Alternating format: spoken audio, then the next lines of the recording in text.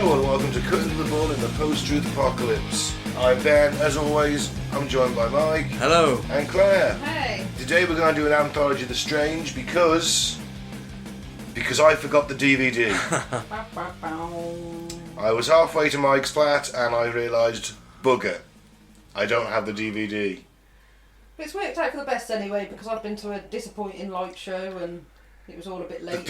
You saying that Telford and Wrekin's Christmas Lights grand finale switch on was underwhelming? It was shat. I don't know what you expected, they only flicking a switch. I know, it was terrible. Did they even have a celebrity? They had somebody that had done something good, but I wasn't really listening. I believe he's an Olympic boxer of some kind. See, Ben wasn't even there and he was listening. That's only because I saw something earlier. I don't know who he is. I think he's a boxer of some kind. Anyway, we're doing an Anthology of the Strange. It's the stuff that we can't possibly stretch out for an hour, but it's still too cool to not talk about at some point. A little collection of a hodgepodge of things. Right, let's start by thanking some new and returning listeners. Telford, start with our hometown in the United Kingdom. Chicago, Illinois, USA, obviously Berlin, Germany, Shrewsbury, United Kingdom, Lima, Peru, Frankfurt, Germany, Bengaluru in India, Helsinki, Finland, Cardiff by the Sea in California. Cardiff isn't by the sea, is it? Or is it? Yeah. Yeah, Oh, right by the sea. Fantastic. Oklahoma City in Oklahoma. No one going to sing Oklahoma? Don't know it. No? No. Not a big show tunes fan. No. Okay. Westfield, New Jersey, Los Angeles, California, Indianapolis, Indiana, Croydon, United Kingdom, Ilford, United Kingdom, Porterville in Missouri, Ashburn, Virginia in at number 2, and number 1, Guadalajara, Spain. Thank you very much for listening. Yep. Someone there called Mr. T has listened. I hope it is the Mr. T. I don't think it is. This looks like a white guy for a start. Does it? His picture's up, yeah. Olive skinned at least. I ain't getting on no plane. Hey, listen to a podcast. Well, he's listened. Thanks a lot. Thanks. Yeah. Right, let's start. I thought I chose this because it is Remembrance Weekend, and I like a bit of militaria. You know that, bit of military history buff. One might say, not a fascist in any way though. That's I don't collect German uniforms. Did you just say I'm not a fascist? Yeah, I don't collect German uniforms or Nazi memorabilia or anything. I just enjoy reading a book now and again or watching a documentary. You've got a whole cupboard, haven't you, or something? Do not have a cupboard of Nazi memorabilia. What? Mike's just looking at me. You watch Triumph of the Will every day. I've never seen it. You've watched it more times than I have. Yeah, once. Research. Know thy enemy, Ben. Yeah, that's why you were goose stepping around to put your back out. That's why there's tiki torch burns on the fucking ceiling. Anyway, Stop projecting. I'm not projecting, I'm not even pointing at you. Don't deflect it. Stop deflecting. HMS Habakkuk, which was going to be an aircraft carrier made entirely out of ice. Interesting. Brr.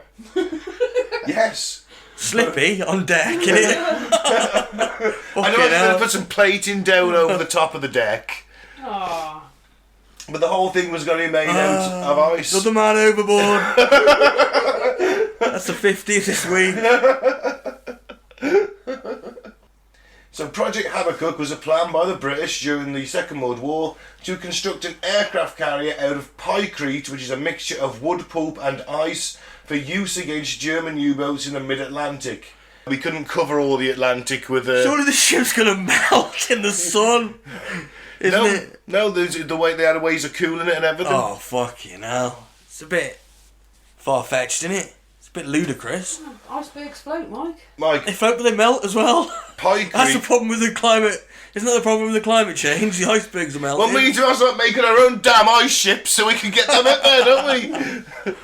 It's mid-Atlantic. Could be, you know. Mid-Atlantic's cold in the winter. It's below freezing. Yeah. Not in the summer. No, in the summer, no.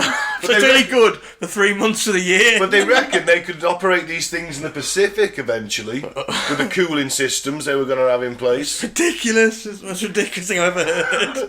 Pyrete's also incredibly tough. It can take torpedo damage and bomb damage. No wonder this world's fucked. What a waste of time, what a waste of energy trying to keep it cool. Yeah, that's going to kick out something, isn't it? It's madness. Go ahead then, no? I think it's really cool. It's a guy called Geoffrey Pike. He'd been recommended to Lord Mountbatten, who was chief of the combined operations. Basically says, look, this guy's a fucking genius. He's got to come up with something. Ice-ships. He's a genius, I tell you, he's a genius. Sink all you've got into them. He'd been considering the problem of how to protect seaborne landings and Atlantic convoys, which are out of reach of aircraft cover. You've got to have air superiority, and aircraft are great at spotting submarines. Mm-hmm. Right? We can't cover all the Atlantic at this point. You need aircraft carriers to fill in the gaps. But then you risk sending out a really expensive aircraft carrier that gets sunk by a U-boat. You haven't got that many as it is. So you make one out of ice. He realised the answer was ice, with steel and aluminium being in short supply and required for other purposes. He reckoned the ice could be manufactured for only 1% of the energy needed to make an equivalent mass of steel. Yeah, but then the other 99 is keeping it cool. Yeah. He proposed that an iceberg, natural or artificial, could be levelled to provide a runway and hollowed out to shelter aircraft. Planes landing on ice. Well, remember, you're going to have arresting wires to stop them. But you wouldn't just leave it iced, would you? You'd put some, steel... Gravel down. Yeah. Some grit. Some grit down, you'll melt through the fucking ship. Oh, Jesus. This is why Too much grit. You wouldn't even have grit on board. No. Yeah, just went through the hole. You know, but you got to drop a handful, next thing you know, you got a leak. So basically, pykrete is machined like wood and cast into shapes like metal, and when immersed in water, it forms an insulating shell of wet wood pulp on its surface that protects its interior from further melting. He had to be kept at a minus 60 degrees C. I can see the problem straight away. But to accomplish this, the ship's surface would have to be protected by insulation, and it would need a refrigeration plant and a complicated system of ducts. No. It's getting ridiculous. There's a war on, we've got to consider everything at this point. Ice is cheaper than steel. I suppose you could knock them out temporary, use them as sort of suicide ships, maybe. Yeah. Well, you could just park them up, wouldn't you? Use them as floating fortresses in a way. Yeah, just float them out and stuff them full of bombs. Ship everybody off when it's half melting. The Japanese are like, oh my god, look at that giant iceberg coming towards us. But as a functioning ship with crew on board, I wouldn't want to go on the ice ship, I can tell you that. No. Keep your crew happy? Are they just going to sort of be wrapped up in, They'd have to be insulated clothes? Yeah. Kitchen would melt, wouldn't it? Yeah. You wouldn't be able to cook anything on board, would you? Everything just be canned. Got a bit of a barbecue on the surface. You could. You'd have to cook everything out on deck. But as it's going to be a mile long, that's not really a problem. The decision was made to build a large-scale model at Jasper National Park in Canada to examine the insulation and refrigeration techniques and to see how pykrete would stand up to artillery and explosives. They actually did make one. It was measured 60 by 30 feet, which is 18 metres by 9 metres, and it weighed 1,000 tonnes. Fucking hell. And was kept frozen by a 1 horsepower motor. Wow. Oh. I can't get the science of it, wrap my head round it, can you? The pykrete basically makes the ice, because it's like the wood pulp forms a barrier around the ice, so you end up with this. So it's not touching the actual water itself yet. Yeah. Okay. It's just going to float. It's just going to be a massive floating ice ship with engines and everything needed. You've got to chill it. I guess even if in the kitchens, I guess it'd be even colder while you were cooking to counteract the heat. Churchill went, that's fucking amazing. I love that ship. I want one, at least one. It's with the highest priority, and I'll order more if the scheme is certain of success. My God, he's going for it. He went for everything, didn't he? He was quite drunk. Oh, bloody ice ship. And he's just thinking, I could be on that ice ship, and I could have a whiskey in my hand, Yeah. and I could just chip a bit of the wall off into the glass. That's what he's thinking. He's already thinking of his next speech. We'll send out the ice ships. We'll fight them on the ice ships. The Canadians are like, yeah, so we reckon we can make you one for 1944, and they were given the necessary materials: 300,000 tonnes of wood pulp, 25,000 tonnes of fibreboard insulation, 35,000 tonnes of timber, and 10,000 tonnes of steel, and the cost was estimated at 700,000 of your 1944 pounds, which is a lot cheaper than building an aircraft carrier out of steel. Right. You're talking millions for that. Wow. However, it's probably going to they need more steel reinforcement and more effective insulating skin, and that caused the estimate to go up to 2.5 million. Oh, here we go. Oh. And the Canadians decided it was impractical to attempt the project this coming season, presumably because a bit of a thaw. Yeah, because it was the summer. Yeah. And Burnell and Pike were forced to conclude that no Habakkuk vessel would be ready in 1944. So, I just want to give you a demonstration of pikery. This is legitimately an account. It was written by Mountbatten in his wartime diary. So, at the Quebec Conference in 1943, Lord Mountbatten brought a block of pikery along to demonstrate its potential to the admirals and generals who accompanied Winston Churchill and Franklin D. Roosevelt. Mountbatten entered the project with meeting with 2 blocks, placed them on the ground. One's a normal ice block, the other's pikery. He draws out his pistol, shoots at the first block, it's the ice, it shatters. So he flexibly fires at the pikery to give the idea of the resistance of that kind of ice to the projectile, and the bullet ricocheted the block, grazing the trouser leg of Admiral Ernest King and ended up in the wall. Mountbatten was a mad bastard. And that's also supported by Sir Alan Brooke's diaries.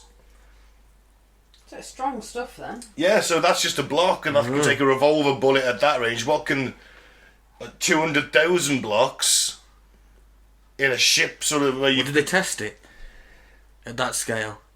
Only in the minor test. It must have done alright if they ordered one. Yeah. But yeah, by the end of 43 though, it began to lose priority. The demand for steel for other purposes was too great. Got to allocate your resources, not just pie in the sky ones like this. Oh, I still think it's an amazing idea. Permission had to be received from Portugal to use airfields in the Azores, which facilitated the hunting of U-boats in the Atlantic, so they didn't need these massive things now because they can just land in a midpoint. They also introduced long-range fuel tanks. Numbers of escort carriers were being increased, and Mountbatten said, I've had enough of this, and withdrew from it himself. Yeah, not surprised. I mean, it doesn't sound as mad as it first sounds. We're going to build ice ships. Yeah. But it's still mental, isn't it? Oh yeah, I think it's really cool though, no pun intended. I think it's ace. It's like, steel's in short supply, but this pie-crete stuff, I could stop fucking bombs, I could, if we make it thick enough. And and really you're surrounded by water. To make repairs to the ship, all you've got to do is bring some water on board and freeze it and patch it in place. It's you self-repairing. Yeah, but I think you seem to try and that keep a touch there. to try and keep it cool's a problem. That's the where thing. the price became too much, wasn't it? That's where it's going to use the fuel. Yeah, so you're using more energy to keep it cool. So although you're only making, say, 1% the energy used to make steel, eventually it's going to, longer it's out there, it's going to be... It is going to degrade. Yeah. And the energy used is going to be more than steel eventually, isn't it? Yeah, but you've also got a thing that's a mile long, and you could fly like long-range bombers off. Yeah, but you can only use it in the winter.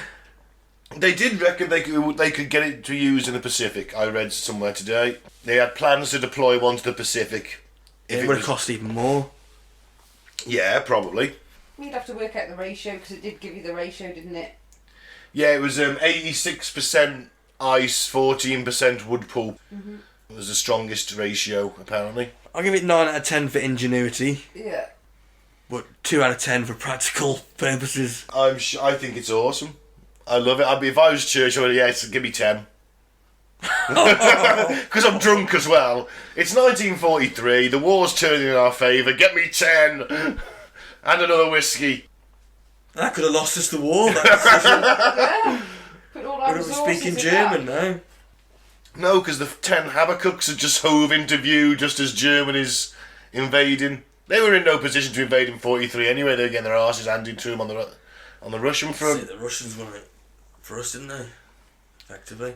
Well, we played a part, Yeah, but I we mean, came they'd have made it to Berlin before. They did make it to Berlin before us, even if we didn't slow down. 3 years they held them off. Well, So we we held got them our off for a bit asses as well. once a year. Yeah, but we couldn't have done it alone, could we? Have the manpower. It's not the Russians. I mean, there's an endless supply of them fuckers, all vodka fueled and angry. Not taking anything away from the mighty Red Army. They did a really good job.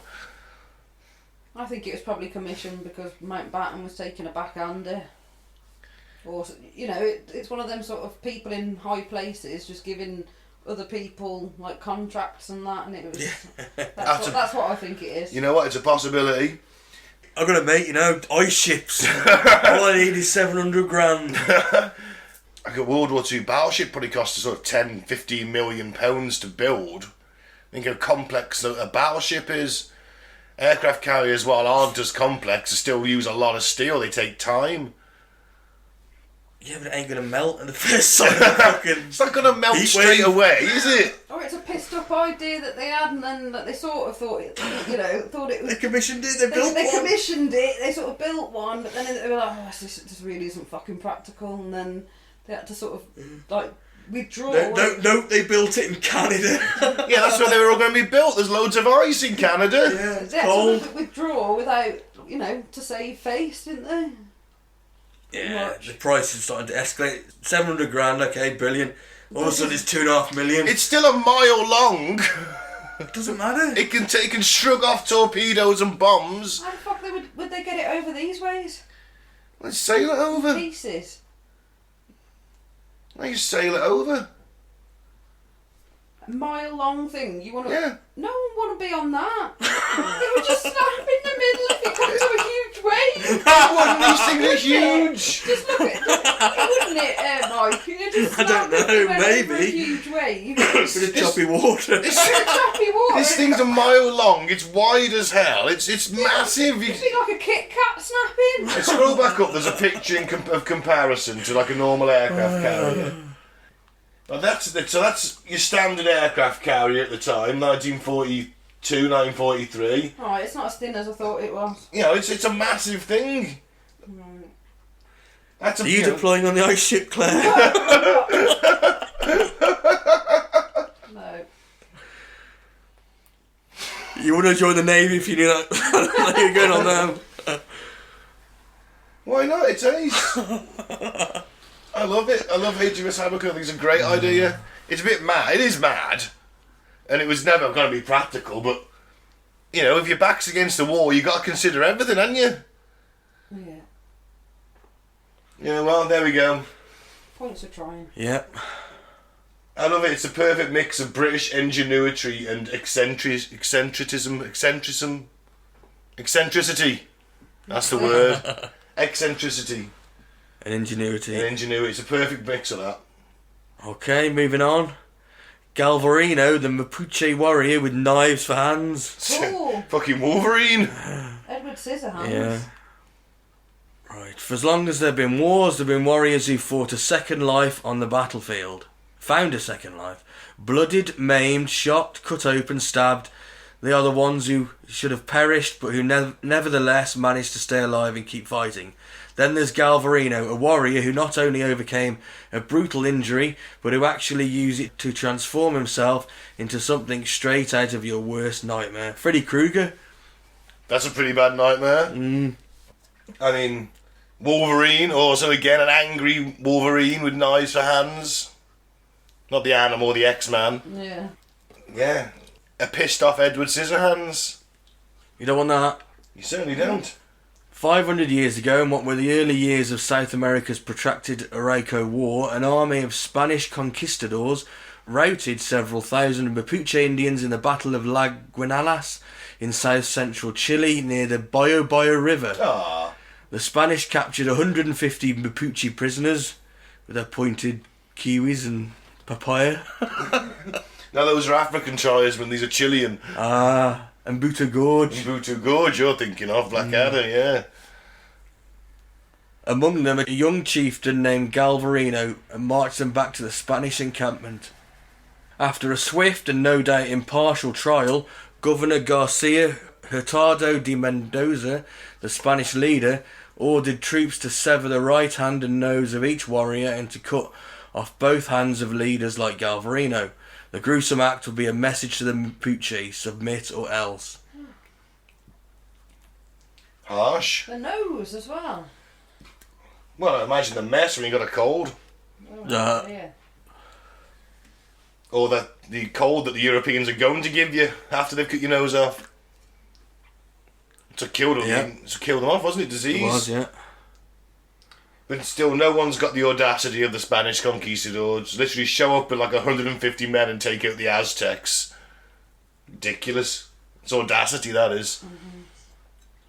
According to Mapuche legend, after Galvarino's left hand was hacked off, he bravely offered up his right and watched the hatchet fall without flinching. He then asked his torturers to deliver the killing blow, a request that they declined. Galvarino and the dozens of other mutilated warriors were then freed and ordered to tell the Mapuche general Caupolicán to surrender and prevent further bloodshed. Galvarino did no such thing. Instead, he urged Caupolicán and his people to continue to fight against the Spanish intruders. As described by Pedro Merino de Libera in Chronicle of the Kingdom of Chile, Galvarino went before the Mapuche, handless arms raised in the air, and told them that what they had been done to him, the Spanish would do to everyone else if they gave up. I got their fucking hands! Look what they did! I'll do it to all of you too. And they wouldn't do it to everyone because you need some people with hands still, don't you? Yeah, you can't have a totally handless community. No, you need people to make food and stuff, don't you? And provide other services. Bit useless, aren't they? Are the Spanish or? No one, people with no hands. If you're subjugating a population, you want them to do the work for you. So somebody with no hands do some good pottery though. Well, yeah. Well, I dare say they could, but I guess it would depend on the shape of the stump. Yeah. I don't know. Sorry, that seems insensitive. Well, Galvarino said, "My brethren, why have you stopped fighting these Christians? The damage they have done since they entered our realm and what they have done to me is what they will continue to do to you if we are not diligent in destroying these injurious people." Why have you stopped fighting these Christians? Because they cut your fucking hands off for a start. I don't want that to happen to me. Such words, Libera noted, are often more effective to incite war than the hands of Hercules and the industry of the Caesars. Caupolicán declared that the Mapuche would strike back against the Spaniards, and he named Galvarino as one of his commanders. But what good would a handless fighter be against the enemy? Very little, as Galvarino knew well. What he did next made him a legend. Before the next offensive, he fastened knives to both of his wrists. Oh, it's looking pretty cool. That's metal.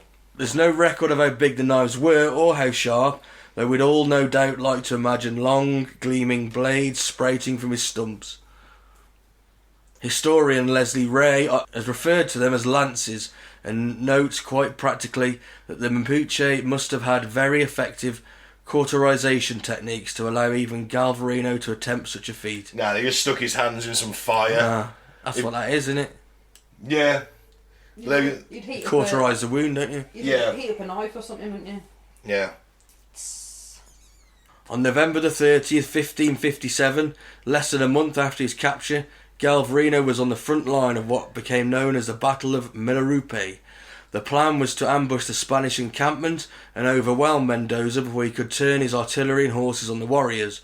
But the Mapuche sprang their trap too quickly, and despite initial success at stymieing Mendoza's cavalry, the commander managed to hit the native attackers with cannon fire, opening up a seam for his horsemen to ride through and sow chaos. In all, 3,000 Mapuche were killed, compared to only minor injuries and scores of dead horses on the Spanish side. There were also several hundred Mapuche captured, Galvarino among them. Oh, they're going to let him off here so easy this time. No. Old knife hands. You're like, didn't we cut your hands off the other day? I'm sure we did. Yeah, take them knives off you, Stumpy. There we go.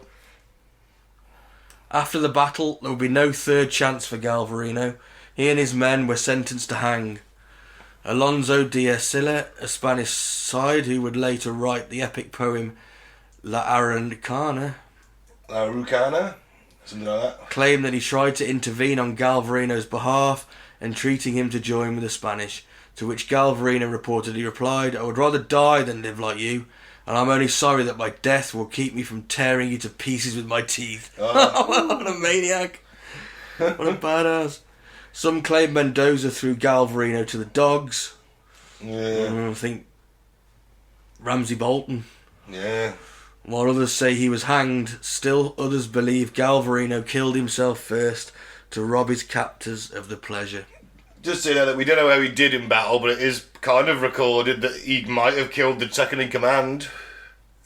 Alright. I presume launching himself like Superman style at the guy on the horse. Possibly. That's the way I'd go for it, wouldn't you? Yeah. The Arauco War would continue for nearly 300 years, with the Mapuche continuously resisting colonisation by the Spanish. The story of Galvarino was a rallying cry for the Mapuche. Galvarino's story has served perhaps more than any other to perpetuate the Mapuche's reputation for courage and tenacity. Ah. Well, it could be a bit of embellishment, couldn't it? Yeah. There probably is some embellishment, but I think the guy probably did strap knives to his hands. Yeah. Or his stumps. Well, someone else did. How's he going to tie it? Well, someone would do it for him, yeah, in that scenario. But pretty badass. You're not stopping Stop me. them knives on me stumps, would you? I'm going into battle. I'm imagining Begbie. Ah! Yeah. Oh, man. You'd have thought he'd have slit his own throat, wouldn't you? Before being taken away, if these things were strapped to you, you know. I'd imagine they untied his knife things, though. Yeah. Shame. Yeah. I'm not seeing if he's going to kill himself other than that. Yep, I'm all up for, you know, No, you're like revolutionaries no, you're like fighting off the a oppressors. freedom fighter, Mike. Yeah. One day I want to see you with knives on your wrists. Well, post-Brexit, that time may come sooner than you think. You're going to lose your hands for looting. Right, moving on. So the time Napoleon was attacked by rabbits. I've gone a bit historical this week. So history tells us that Napoleon's most upsetting defeat came at Waterloo. Or could it have occurred 8 years earlier after a French emperor was attacked by a relentless horde of rabbits? I'd argue the rabbits. They like rabbits.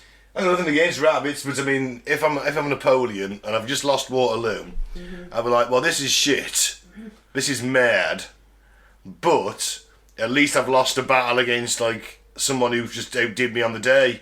Not being humiliated by a horde of rabbits. I've had that flashback through his mind several times that day. Well, there's a couple of versions of the story. Most agree that it happened in July 1807 after Napoleon signed the treaties of the Tilsit, which ended the war between the French Empire and the Imperial Russia. Looking to celebrate, the Emperor proposed a rabbit hunt, asking Chief of Staff Alexandre Berthier to make it happen. Berthier arranged an outdoor luncheon, invited some of the military's biggest brass, and collected a colony of rabbits. Some say Berthier took in hundreds of bunnies, while others claim he collected as many as 3,000. Oh, he's overdone it. He's trying to impress Napoleon, isn't he? He's like, I'm laying on this party. I need rabbits. I've got to get rabbits. Got the top brass coming for an outdoor luncheon, which sounds absolutely delicious. French. They want to hunt rabbits. Sorry, Rabbit stew for lunch, I imagine. Yeah, or some kind of French dish with a rabbit. I'd imagine they make the most of it.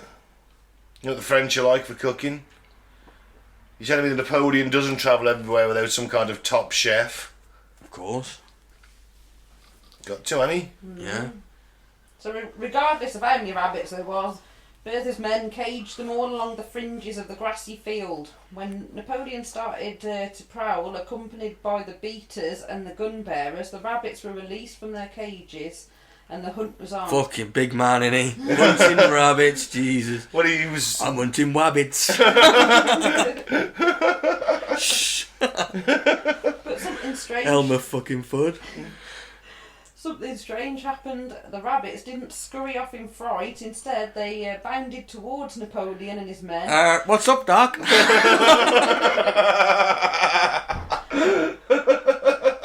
Hundreds of fuzzy bunnies gunned for the world's most powerful man.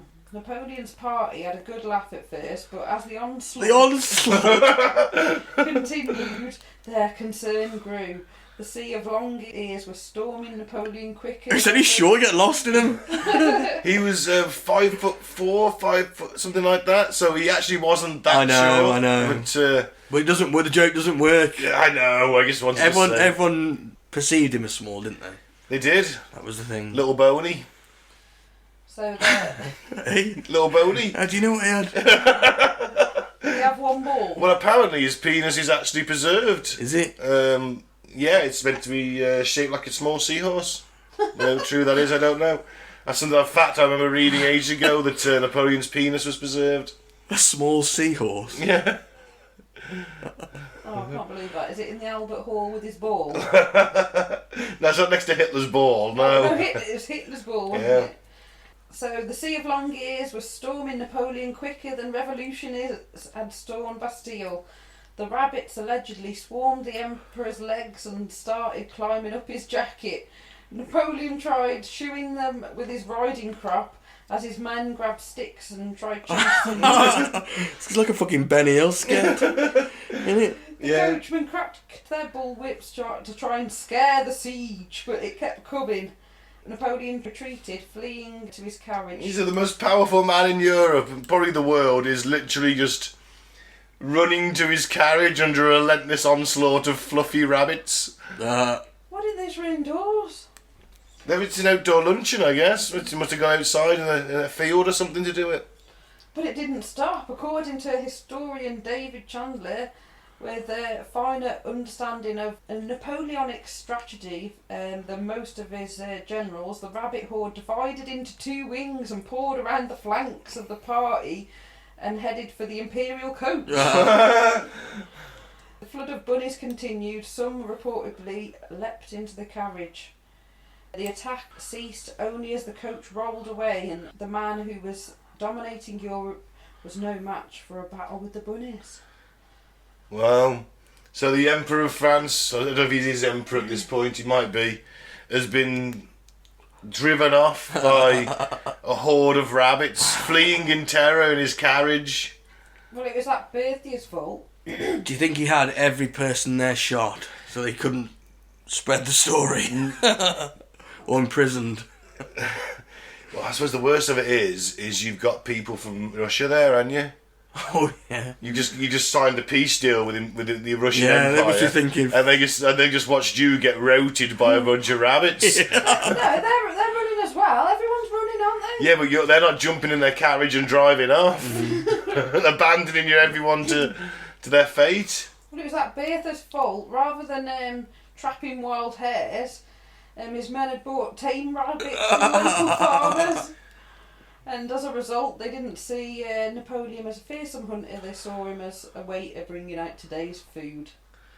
So he was effectively a giant head of lettuce. Of course, they're tame, I suppose they're getting fed on these, so they've been released. Oh, hey, it's feeding time, there's the feeder. He looks a bit like Napoleon. Nah, it can't be him. Get him, boys. That's amazing. I'd never heard of that. Yeah. It's a story I was reminded of. I was rereading the book and I was like, oh shit, I remember that. I remember reading about that. So I made a note of it. Yeah, it's a good one. Alright then, what's the next one?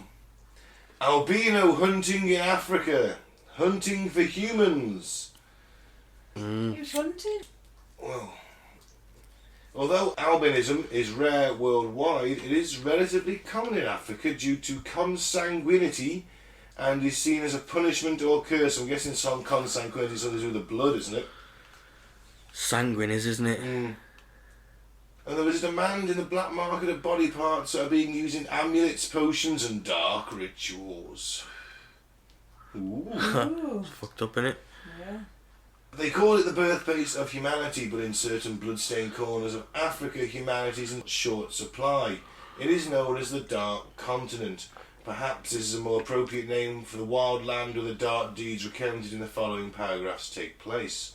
Licensed African witch doctors do a roaring trade in the severed body parts of people with albinism, believing they are good luck and contain magical powers. What you got on you today then, Mike? 20 feet.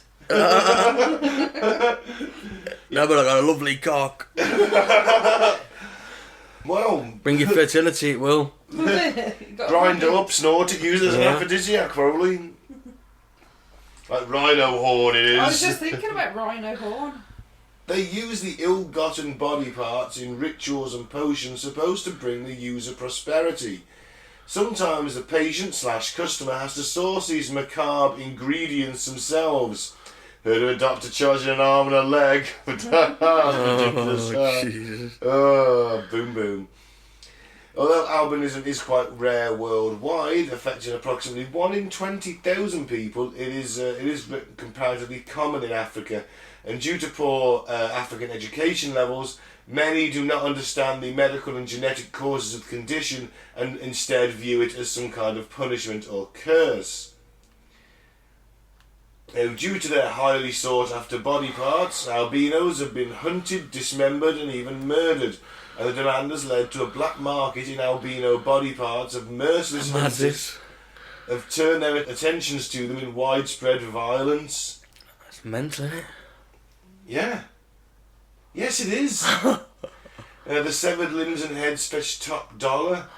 It is said that a matching set of arms, legs, ears and genitals from a single albino can fetch up to $100,000 on the black market. Well, I know I'm going on holiday. You be no good. Hunting albinos. Won't mistake me for one. Exactly, that's what I mean. Oh, shit. I thought you were going on I'll the black boat up then. first. No, don't do that. That's a whole other political storm. Oh, shit. I thought he was going to go and sell his arms, legs, genitals. Because he's albino, so. I mean, you might want to... I've got no genitals to sell though, because my penis is in another dimension. Oh, yeah. Well, arms and legs. I mean, you can learn to roll with your mouth like the human torso from the Freak Show episode. Pillow man. Yeah. Could be like that. I mean... £100 £100. Might be 85 minus the cock. But... In Tanzania alone in 2015, 100 albinos were murdered with their body parts, whilst 150 more were attacked but survived. Another common belief is that sexual intercourse with a woman or girl with an albinism can cure HIV and AIDS. Yeah. Unfortunately, that's led to widespread cases of rape and HIV/AIDS infection. That's not good. Other uses for unfortunate albinos are said to be sacrificed to appease the mountain god or calm an angry volcano, or to be murdered and buried by gold miners at their dig sites to bring fortune. The witch doctors in question are like crime lords commanding vast networks of helpers, middlemen and clients, including corrupt police officers. I'm thinking King Willy from Predator 2 when you say like crime lord / shaman. The other side, man. The other side. Due to the stigma attached to albinism, the corrupt networks pulling the strings and a largely apathetic public, most of them don't consider them as humans but ghosts or devils, murder convictions against albino hunters are incredibly rare. However, a landmark case in 2009 was the first murder conviction against a Tanzanian albino hunter was recorded at the High Court of Kampala. It was a landmark verdict because 50 recent murders have been committed at the time and this was the only conviction. It was on his Facebook profile. 1 in 50 is not a good record, is it? Albino hunter. Yeah, never put that as an yeah. Don't put that on your Facebook profile. Or your LinkedIn. Yeah.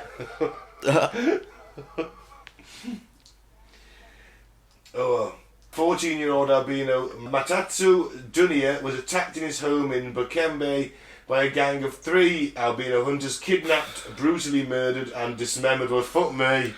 You always rely on Mike to just bring it down a bit, can't you? There we were, having a laugh about Napoleon getting attacked by rabbits. We've got a brutal child murderer, and one of the murderers is fucking caught red-handed with his leg. The crudely hacked up body was hidden in some nearby shrubbery. I'm sure the knights who say knee are thrilled. You wanted strange. This is pretty fucking strange, isn't it? Yes, it is. Yeah. Oh, if I was the Pretty mother, horrific as well. if I was the mother of an albino baby, I'd be like, well, you just run away, wouldn't you? Is it black it up? We'd have dollar signs in your eyes. I suppose, I bet some poor people, yeah. I bet they sell their They babies. probably do. I bet. Because it happens and they're not even albino. Especially if, like, the shaman, which is like your priest, is telling you, This is the devil. yeah, I'll give you 100 grand for it. It's a lot of money, isn't it? Yeah. Priest wants a baby for 100 grand and saying it's a devil. It's not a good look. I don't want to know what's going to happen to the baby, though, yeah?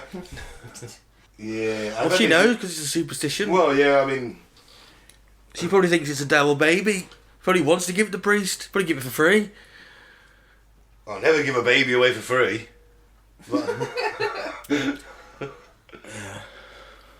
It's a rookie mistake. And the gang confessed to the crime. Their motive was, as expected, wishing to sell the body parts to a witch doctor. Everyone, including their lawyers, expected the gang to be shown leniency. After all, there'd never been an albino murder conviction in the country before. However, all 3 men were sentenced to death by hanging. Well, it's good news, isn't it? Trying to send a message out to those that want to kill albinos for no reason. True. Yeah. Something needs to be done, doesn't it, clearly? What the fuck's the UN in this? Oh, they're too busy doing other stupid shit. Pushing Very vaccines. small minority though, isn't it? It's a small minority of people, isn't it? Yeah, but you got a couple of 100 people a year getting killed. Well, Christ, I mean, imagine what life for them is just walking around in a hood, probably, hoping no one notices how white you are. Well, you come to England and make a career as a professional footballer, just like Wes Brown. Is he African, was he? No, I'm just no joking, because he's ginger. Albinos have got like bright white hair, haven't they? And eyelashes. Yeah, it's true.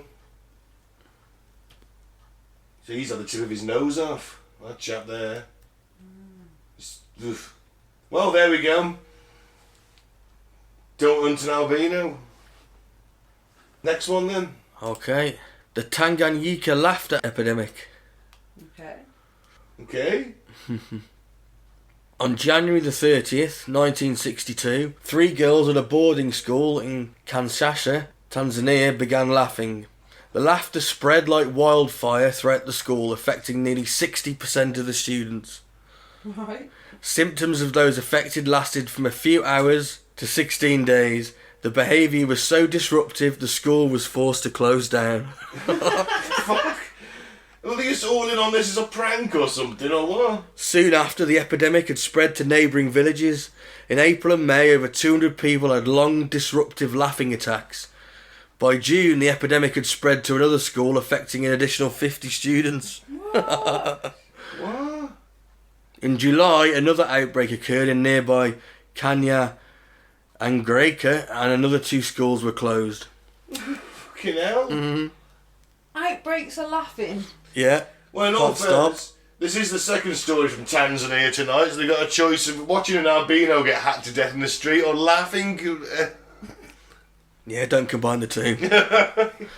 What if it's happening and they've got the laughing disease? And then the guys hacking up the albino start laughing. And then the albino getting hacked up starts laughing. It's tragic. So is there some sort of scientific reason behind this? I don't know. According to reports, the laughter was incapacitating when it struck. General pain, fainting, respiratory problems, rashes, crying bouts and random screaming were all common traits of those affected. By the end of the epidemic, 14 schools were shut down and over 1,000 people have been afflicted, but no known deaths reported. To this day, scientists do not have an explanation for this one-time epidemic that occurred in Tanzania. The most popular hypothesis was a form of mass psychogenic illness, otherwise known as mass hysteria, most likely brought about by tainted food sources. Ergot. Yeah. There you go, it's ergot, they're all chipping their tits Yeah. off. Do you think? Yeah. Yeah. Well, yeah, I'm going for that. Or it was some kind of alien weapon. I'm not going for that. Alright, what about some kind of governmental weapon, some kind of non-lethal thing they're testing out on people?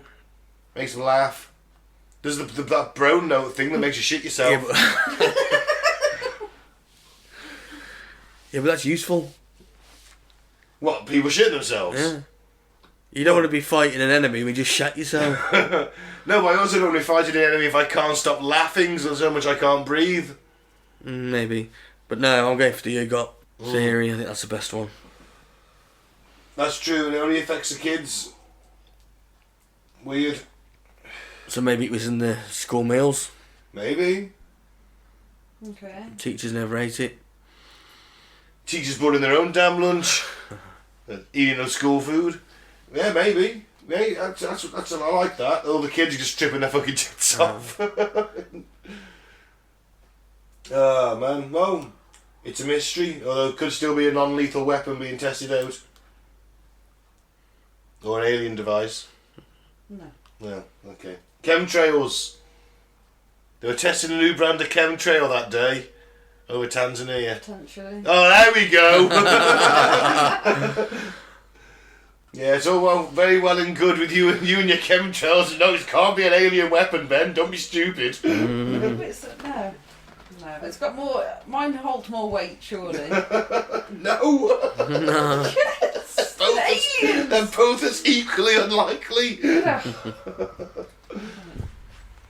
28 famous people who predicted their own demise. 27. Oh, 27. Sorry. Half the title's cut off in it for some reason. Oh, right, okay. I thought you just wasn't dragging it down to make it harder. Do you want to do James Dean, Claire? That sounds so dodgy. So yeah, James Dean. That's. There's a picture of James Dean in the car. It's a Porsche 550 Spider. Called the Little Bastard. The little bastard. 9 days before he crashed it in the US Route 46 in California, Dean took up racing shortly before his death. And in 1955 interview, just months before, Dean struck a cautionary note about America's highways. He's quoted saying, "People say racing is dangerous," he said, "but I'll take my chances on the track any day than the highway." While driving on the highway on September the 30th, 1955, a man named Donald... Turn up speed, really? Yeah. Randomly turned left into an intersection and caused Dean to crash into his Porsche. At the end of the 1955 interview, Dean said, "Take it easy on the highway. The life you save may be mine." Oh. Well, prophetic, isn't it? Yeah. it is a little bit, but... Donald, turn up speed. Turn up speed. We've got to be living in a fucking simulation. We've got to be living in a simulation. It does sound a lot like an NPC, doesn't it, from a game? Donald, turn up speed. Oh no, turn up seed. Turnip seed. It's close enough though, isn't it? Turnip seed. It's close enough though, isn't it? We read it as turn up speed, but it is actually turn up seed. But oh, that's... He just decides to randomly turn left. yep. In his truck, no doubt. That killed him off then. Yeah? So did he predict his own death? Nah, he just knew that people on the highways couldn't drive for shit. Maybe. There's always human error, isn't there? Yeah. Ben? Martin Luther King. Dr. King arrived in Memphis, Tennessee on April 3rd, 1968 and gave his famous last speech, which was titled, "I've Been to the Mountaintop." The speech showcases King's priorities such as equal rights for all mankind and social justice. But it was the last few lines that turned out to be prophetic. Quoting him, like anybody, I would like to live a long life, but I'm not concerned about that now. I just want to do God's will. He went on to say, I've seen the promised land. I may not get there with you. He was right, as the next morning on April 4th, 1968, he was assassinated by a sniper's bullet in front of his hotel. He knew he wasn't going to... Yeah. That was it. I think he knew that... He knew he was going to get taken out. And if had he lived, he'd have probably gone on to be president. He would have been an amazing president. Better than these war criminals we had. That's why he got shot. Yeah. It happens to everyone. All the men of peace get shot and we're just left with the sociopaths. Yep. Kill the men of peace. Mark Twain. It's difficult to say whether the author and satirist... Is that how you say it? I guess so. Satirist Mark Twain predicted his death or made it happen out of sheer force of willpower. Twain was born on November the 30th, 1835, which was the same day that Halley's Comet passed by Earth, which it does every 75 or 76 years. I came in with Halley's Comet, Twain said in 1909. It is coming again next year. The Almighty has said, no doubt. Now there are two unaccountable freaks. They came in together, they must go out together. His prediction turned out to be true, as on April the 21st, 1910, one day after Halley's Comet passed Earth, Twain died of a heart attack. Or did he? Did he just go home? Was there a UFO following that comet? Nah. Like the Hale-Bopp thing, and it took Mark Twain home? Yeah. That was just his human body dying. That's what I'm going for. Nah, weird. Ronnie Van Zant. You mean the Leonard Skinner front man? Yeah, Ronnie Van Zant, he predicted his death several times. Well, he didn't really do it if it was several times, did he? No, I mean... He was a bit wrong, a few of them. No Nostradamus was Ronnie. No Nostradamus. Commenting that he would die with his boots on and that he wouldn't live to see 30. Van Zant would prove his prediction correct, as he died less than 3 months before his 30th birthday. What's more, in the 3 days before the plane crash that killed him and 3 other bandmates, the band released an album that seemed to show them engulfed in flames. He had just released a song too called That Smell. I know you know, that's a favourite of yours, that is, Mike, isn't it? Which had such lyrics as Angel of Darkness upon you and the smell of death surrounds you. But it sounds nothing like anything else Leonard Skinner have ever done. Right, okay. It's weird. It's an odd one. It's quite melodic. It's slow and not... But did he predict his own death? Well, he'd been doing it for a while, so I guess he was going to get lucky. People in the 70s who were in rock bands didn't tend to live long. No. It was a plane crash for them, wasn't it? They went down in the swamps. If I remember rightly, but... No. Died with his boots on there, didn't he? Unless he took them off for the flight. No, it's a possibility. Or as the plane went down, he was frantically scrabbling for his boots. Who can say? Abraham Lincoln. Exactly 103 years before Martin Luther King Jr. was assassinated, Abraham Lincoln had a dream that strangely annoyed him. He saw a catafalque, which is a type of wood framework that supports a coffin, in the east wing of the White House, and a Union soldier was standing guard. Lincoln walked up to the man and asked, "Who is dead in the White House?" To which the soldier replied, "The President. He was killed by an assassin." Lincoln couldn't shake that dream, and a week later he told a friend about it. 3 days after that, he was killed by an assassin's bullet, and his body was later put on display in the East Room of the White House. Oh, that's a bit macabre, isn't it? Yeah. Well, they all are, because they're all predicting their own death. Bit of a macabre guy, though, Lincoln, wasn't he? No, putting it on display is a bit... That's what you mean. It'd be like it lying in state, wouldn't it? Yeah. Lenin's still there, isn't he? Yeah, still going. And Chairman Mao. Still in state, I'm sure of it. I think it's Mao. Lenin. Maybe one of the Kims. I don't know. Do they just keep them sterile, the air and that? Yeah, freeze them up or something? Yeah, it's pretty, they're pumped full of, oh God, what are they? You know the stuff that undertakers pump you full of before the... Formaldehyde, all the preservatives, and then they're kept at a certain level, and yeah, basically there's just a never-ending pump of chemicals through them. At one point, they nearly had to scrap Lennon because they were that skint they couldn't afford to keep it going. It was like, oh shit, we're skint. We can't. It was at some point during the changeover in the 90s. They're like, oh, we're broke. We can't even afford to keep Lennon fresh. Next one, Jim Morrison, The Doors. The most overrated singer-songwriter ever. I don't mind in my him. opinion. I think his lyrics are terrible. Sorry, most overrated lyricist ever. The Doors, for my opinion, Jim Morrison. I like them, they're alright, aren't they? Yeah. So on September the 18th, 1970, rock legend Jimi Hendrix died. On October 4th, Morrison's close friend Janis Joplin died, and the 27 Club was born.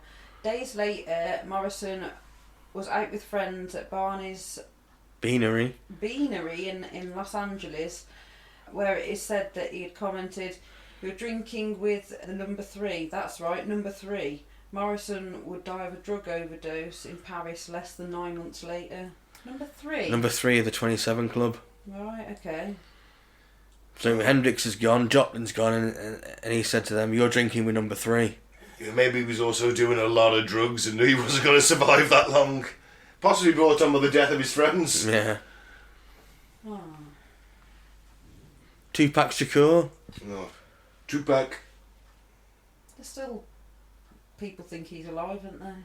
There is. Not only did Tupac rap about how his death was going to happen in a song released just a few months before his death, "I've been shot and murdered, can tell you how it happened word for word." Oh god, you can tell you're not a Tupac fan. You'd have rapped them off. Yeah. I just want to point out that a 1990s rapper predicting that he's going to get shot isn't that much of a prediction. I know, yeah. But he also accidentally predicted his death in a 1994 interview. When asked where he'd been in 15 years, he replied, "Best case scenario, in a cemetery." So again, it's not that prophetic, is it? Not really, no. No, he's No. you had the feuds going on. You did. Nah. So that one doesn't spin it for me. Even if it's gone a bit, I'll have been shot. That's, just not enough, is it? Nah. Nah, it's not. You want to do Warren Zevon then? You mean the singer-songwriter and all-around rock star I can't even say his name. Warren Zevon. Warren Zevon. He had latrophobia. It's a fear of going to the doctor. As you can imagine, this had severe consequences. Somehow he wasn't afraid to go to the dentist, but when he developed a persistent cough, it was his dentist that encouraged him to see the physician. Oh, I think he's got the throat cancer or lung cancer or something. Yeah, in 2002 he was diagnosed with a form of mesothelioma, which was odd because it was a disease associated with exposure to asbestos. Instead of an explanation, we're only given these lyrics to his 1987 song, The Factory. Quote, "Johnny, I've been working in the factory, kicking asbestos in the factory, punching out crises in the factory, breathing that plastic in the factory." So even though he'd never done any of that, he ended up with a disease that was his son. Well, that's creepy. Is a bit, innit? Buddy Holly.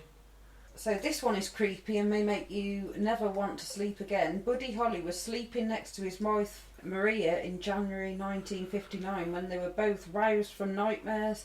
They didn't have the exact same dream, but each involved a farm and an aeroplane, panic, and Holly leaving Maria. Ooh. Holly was so grief-stricken he started crying. Weeks later, he would try to do right by Maria by doing a winter tour in the Midwest to raise money for his growing family. When the weather struck on February the 2nd, 1959, he chartered an aeroplane that crashed shortly after it had taken off into a cornfield in Iowa and was killed on impact. Oh. Farm and airplane. Yeah. Him leaving his wife. And they both had similar dreams. How long will you leave it though? Well, that's it. You got to say, I'm never going on an airplane again. Well, you know it's an airplane, you know it's a farm. Well, I know, but an airplane can crash anywhere, can't it? So the moral of the story is never go to a farm. No, never get an airplane, isn't it? If it's or a farm. Go nowhere near. Go anywhere near farms. Yeah. What were the dreams of? Go back up. Did they mention a plane? Yeah. A Oh farm, yeah, okay, a farm, airplane, panic. Yeah, don't get on a plane. Don't go to any farms. Yeah. And then just smoke a load of weed so you never panic again. That was a bit weird, though, wasn't it? Yeah. Right, Mark Bolan. Fears are a naughty way of manifesting themselves into reality, and frontman for the English glam rock group T-Rex, Mark Bolan, certainly learned this lesson too late. Despite the fact he owned many vehicles and even sang about cars often, Bolan never bothered getting his driver's licence as he was afraid of an untimely death. On the night of September 6th, 1977, Bolan, then 29, was a passenger in a Mini 1275 GT. Ooh, the GT edition. He was coming home from Morton's Drinking Club and Restaurant in London when his girlfriend, Gloria Jones, veered off the road and struck a fence post. Killed him. Yeah. Oh. Gutting. Yep. Well, that's not really that much of a prediction, is it? Not really. More of a tragic irony. Yeah. Kurt Cobain was an innovative musician and a kick-ass rock star just as much as he was a tortured soul. This is a very difficult story to verify, but according to multiple sources, well, it's not that difficult though, is it? Cobain predicted his own demise when he was just 14 years old, which was 13 years shy of his induction into the 27 Club. Cobain is said to have actually made 3 predictions that came true. He'd said a classmate that he was going to get rich and famous from being a rock star, and he'd die in a blaze of glory like Jimi Hendrix. Hendrix didn't go out like that, and Cobain's suicide on April the 5th, 1994 was anything but glorious. What you've got to remember at Kurt is that he's always been very depressed, hasn't he? Yeah.